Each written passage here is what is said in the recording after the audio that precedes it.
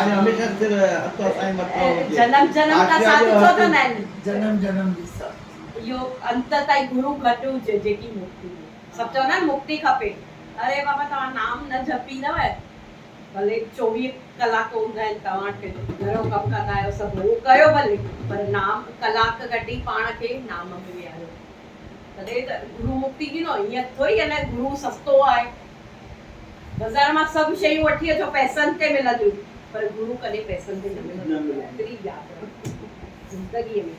गुरु खे यादि कंदासीं तॾहिं बाक़ी नाम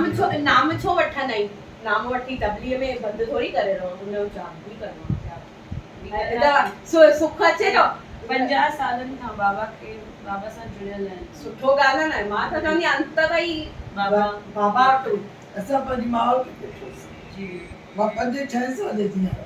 कलकत्ते में ईंदा मां ज्ञान मां जो नालो हा उन वटि ईंदा हुया जी त असांजे पाड़े में 8-10 घर हुया शर्मा वारा नालो ॿुधो हूंदो उत्तम चंद शर्मा जी काफ़ी सुठा माण्हू जी काफ़ी नामी माण्हू जी असां उन मोहल्ले में रहंदा हुआसीं। करा थोड़ी देर मुंहिंजी से मां भॼी वेंदी ज्ञान वारी घर करे थोड़ी देर से और सुखमणी खणंदी फुल्को पंहिंजो खणी वेंदी चईंदी मां ईंदी मैं शाम जो हुन भाउ खे सलाम कराईंदे हुनखे रोटी मां वॾी में भाउ भेण मां त मां चवंदी मां तूं सॼो ॾींहुं घुमे थी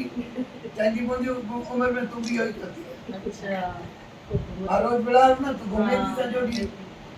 त बाबा जन पैसा ॾींदा हुया सत्संग असां उहे ख़र्चे ईंदा हुआसीं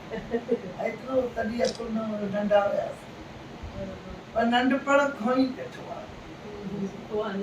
गुरू सां जुड़ियल हुअण सां जुड़ियल तॾहिं बाबा